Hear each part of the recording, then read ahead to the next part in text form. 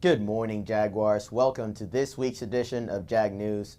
I'm Rodrigo Burgos Avila alongside my co-anchor Brandon Barton, and today is March 19th. We've got a great show lined up covering some of the biggest moments on campus recently, plus a look at events you can still check out. First up, we're taking a closer look at a student ministry that's making a big impact on campus. Campus Outreach is helping students grow in their faith while building leadership skills, and for some, it's been life-changing. I sat down with one student to hear his story. Campus Outreach is a Christian college ministry at Augusta University that helps students develop leadership skills while growing in their faith. This past week, I talked to Milo Huerta about his experience in the ministry. I come to CO because it's changed my life. It's provided me the gospel, and I just want to see that happen to other men. Campus Outreach is majority student-led, but they do have a team of staff members who go out and meet students to introduce them to the organization, like Adam and Alan, who met Milo on move-in day of his freshman year. They helped move me in freshman year. They helped me move my big fridge, and ever since that, God used that to bring me to Him. The ministry has helped Milo in many ways, and he wants others to experience what he has. Bro, you should come to CO because, again, we're all about community. We love everyone. We welcome everyone, man. It's just a good time, bro. We're crazy. Campus Outreach meets every Tuesday at 7:30 p.m. in the JSAC Coffee House, but that is not all that the ministry has to offer. Every summer, they hold a leadership experience in Daytona Beach, Florida called the Summer Leadership Project. To find out more about SLP and their upcoming events, check out their Instagram at AUG_Campus Outreach. Such an inspiring story. It's amazing how one small moment, like getting help on a move-in day, can turn into something so powerful. If you're curious about Campus Outreach or want to get involved, remember that they meet every Tuesday at 7:30 in the JSAC Coffee House. Brandon, what else do we have to look forward to? Thanks, Rodrigo. Now shifting gears from Campus Outreach, let's talk about an event that puts health and prevention in the spotlight. The Georgia Cancer Center is always hard at work keeping the Augusta community healthy and informed through a variety of different events throughout the year. Our reporter Will Hayes has the story on one such event coming this week. Throughout the year, the Georgia Cancer Center promotes several events that are meant to raise awareness about cancer and to promote preventative care.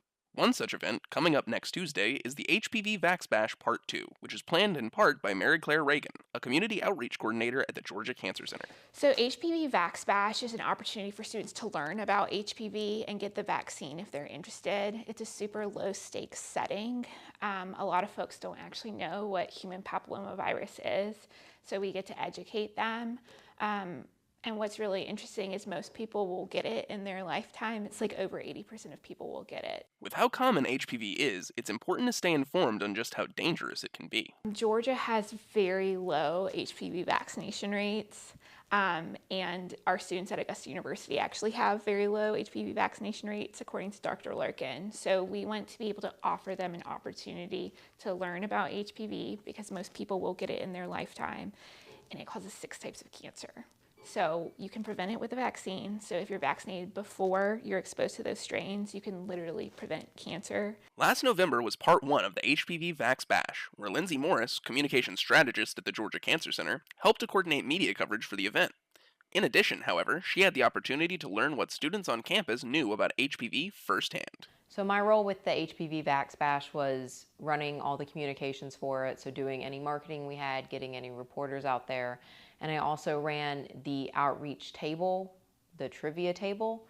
So I would have students come up to me, we would play a little trivia game, I'd give them a prize, and then depending on their vaccination status, I'd send them right down to our friends at the Department of Public Health to get their vaccine. Make sure to mark your calendars for March 25th, and be sure to stop by the JSAC to play some games, pet some therapy dogs, and get tested to see if you still need the HPV vaccine. Thanks to Will for that report. Sounds like the HPV Vax Bash is going to be both fun and informative. Definitely worth stopping by next Tuesday. Absolutely. Now from staying healthy to staying competitive, let's talk esports. It's no secret that gaming is exploding on college campuses, and Augusta University is no exception. One team leading the charge is our Apex Legends squad, proving that competitive gaming is more than just a hobby, it's a growing lifestyle. And speaking of the charge, Rodrigo sat down with the team captain to learn more about what's happening in AU's esports scene. Esports is growing fast at Augusta University. and the Apex Legends team is leading the charge. I spoke with team captain Josh Birdsey to find out how students can get involved, whether they're looking to compete, create, or just cheer on their classmates. Tryouts are basically always open for any of the teams. I'm working on getting like Google Forms put together where you can apply with your student ID, email, and what games you're going to be interested in, and we'll reach out to y'all when like our tryouts are open. In general, like if you want to watch, if you want to like get involved, do like highlights and all that stuff, all our videos are up on the Twitch channel and I think on our YouTube as well. In general, if you just like reach out in the Discord channel or Discord server, you should be able to get some information. Whether you're a player or just a fan, there's a spot for you. Tryouts are open year-round, and the team's Discord server is the go-to hub for updates, tryout info, and ways to contribute, from gameplay to creating reels. The Esports Room, commonly known as the grotto for the esports players, has quickly become a go-to spot for students to unwind, meet new people, and share their love for gaming, whether they're on the team or not. I think it's been a pretty good place for just people to hang out, especially in the grotto. I'll just come in here sometimes just to chill, because it's on campus, at least for cyber students, and it's provided a place for me to meet people. You know. So why should students and fans pay attention to Augusta University esports? Because it's interesting. You get to see students playing games, getting placements, and you get to feel like pride in something that the university is putting on. Even if it's not like a game that you play or that you are actively interested in, I think it's worthwhile to watch and just see how it goes and see if you actually like it. Whether you're looking to play, create, or just cheer from the sidelines, AU's esports program has a spot for you. For more information, check out the team's Discord, Twitch, and YouTube pages. Back to you. Absolutely, Rodrigo. It's exciting to see esports becoming such a big part of campus life. And who knows, maybe we'll see some future pros coming right from Augusta University. Now don't go anywhere, we've got more coming up after the break. I'll be breaking down the details from AU's final basketball game of the season. And Brandon will fill you in on Come Out for Health Week, a week of events dedicated to serving the underserved in Augusta's community. Stay tuned, JAG News will be right back. Welcome back to JAG News. Thanks for sticking with us. And before we dive into Health Week, let's talk basketball. Our Jaguars wrapped up their season with a big game, and Rodrigo has the breakdown on how it went down. The Augusta men's basketball season has come to an end, falling to Lenore-Rhine 94-79 in the first round of the NCAA Division II Southeast Regional Tournament. The Jags started strong, even holding a 17-12 lead early on, but a quick 10-0 run from the Bears swung the momentum, and Augusta never quite got it back. Rebounding was a major factor. The Jags only managed to grab 20 boards, their lowest total all season, while Lenore-Rhine grabbed 33. The Bears also shot lights out, hitting 59% from the field and 57% from beyond the arc, led by Tay Smith, 23 points. For Augusta, junior standout Dimitri Gardner led the way with 21 points, despite early foul trouble that sidelined him for much of the first half. Senior center Mats Amadson also closed his collegiate career with a 21-point performance. Now the Jaguars wrapped up their season with a 19-11 record, and while the early exit stings, the future looks bright, with most of the team returning next year. Augusta will aim to come back even stronger. It's a tough way to end the season for sure, but definitely still a lot to be proud of. And with so much talent coming back, next year's team should be exciting to watch. Absolutely. Now, while the basketball season is over, there's still plenty happening on campus. Next week, Augusta University is putting the spotlight on health and wellness with a full schedule of events designed to promote care and inclusivity. From bake sales to health fairs, there's a little something for everyone. Brendan, why don't you tell us more about this event? Alongside the HPV Vax Bash, another major event is happening near campus all throughout next week. Come Out for Health Week is an organization that seeks to set aside 1 week out of the year to promote wellness and health in the LGBTQ community.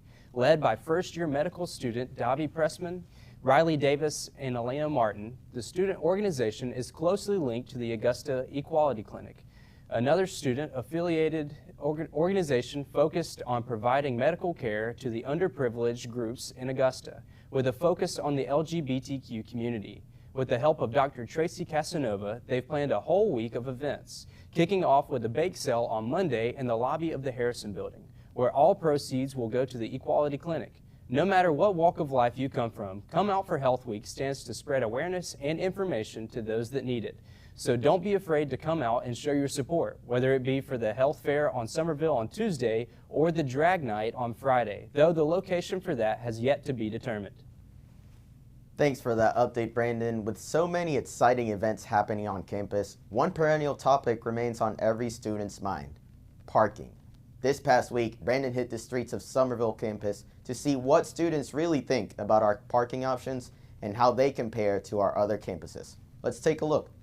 This past week, I went around the Summerville campus to engage students with their thoughts on the positives or negatives about the parking that the university has to offer, and how it may be better than other campuses. I think it's okay. I think there's some days where I'm walking a little bit because I have to park pretty far away from campus, but it's definitely not too bad, definitely not as bad as health sciences, so I would say that it's okay.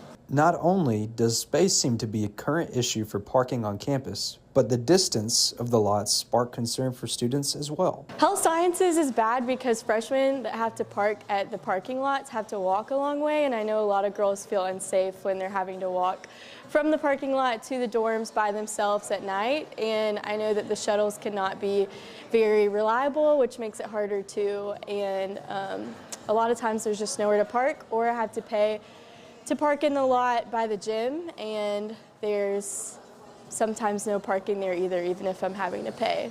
So it's always cutthroat trying to find parking on health sciences.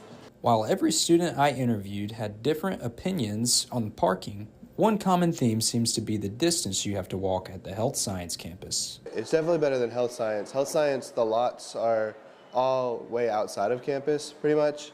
The few lots inside campus is like the parking deck or the paid lot, but those always get filled up pretty quick.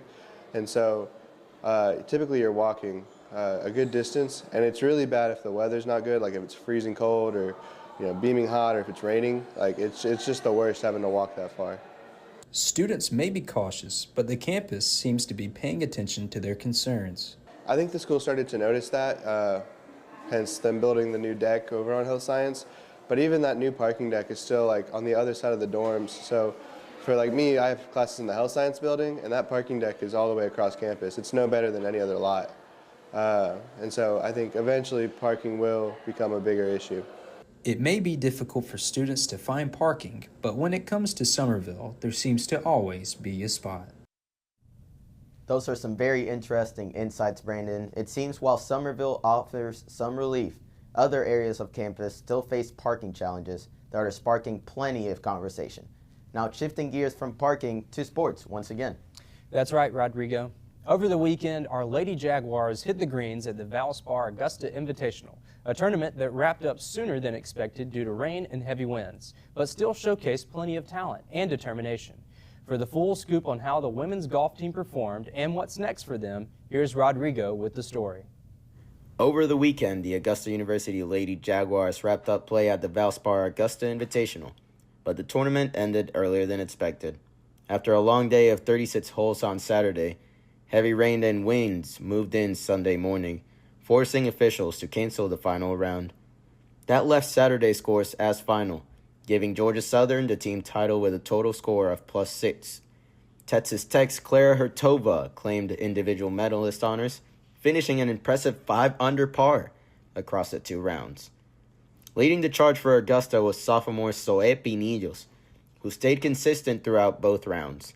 She carded a 73 in the first round, followed by a 74 in the second, earning her a tie for 12th place individually. It's her best finish of the spring season so far, and a promising sign as the Lady Jaguars push through the second half of their schedule. As a team, Augusta finished the event in 12th place overall with a combined score of 47 over. Despite the tough finish, the Lady Jags held their own against a competitive field, including nationally ranked programs like UCF and Michigan State. With 2 full rounds packed into one day, endurance became just as important as precision, and Augusta showed they were up for the challenge, even as the course conditions shifted throughout the day. Sunday's cancellation may have been disappointing, but the Lady Jaguars still walked away with valuable experience against some of the top teams in the region. With just under 2 weeks until their next event, the team is shifting focus to fine-tuning their play and building on the positives from the weekend. Up next for Augusta is the More Than Golf Invitational, hosted by the Anika Foundation at Old Barnwell Golf Club in Aiken, South Carolina. That event tees off March 27th and runs through the 30th, giving the Jaguars time to reset and prepare for a strong finish to their season. While the weekend didn't end the way they planned, the Lady Jaguars are moving forward, ready to turn lessons learned into momentum as they head into Aiken. Back to you. That closes out our look at the Lady Jaguars showing true grit on the greens. Their determination on the course, rain or shine, reminds us that when challenges come, our spirit only gets stronger. And that's a wrap on today's Jag News. Thank y'all for joining us. We covered the stories that make our campus pulse with energy, from the parking battles to the triumphs on the course. Remember, whether on the field or not, we're all united by that Jaguar pride. Stay driven, stay fierce, and as I like to say, keep on pouncing. This is Rodrigo Burgos Avila signing off. And I'm Brandon Barton. Thanks for watching. Stay active, stay inspired, and we'll catch you next time on Jag News.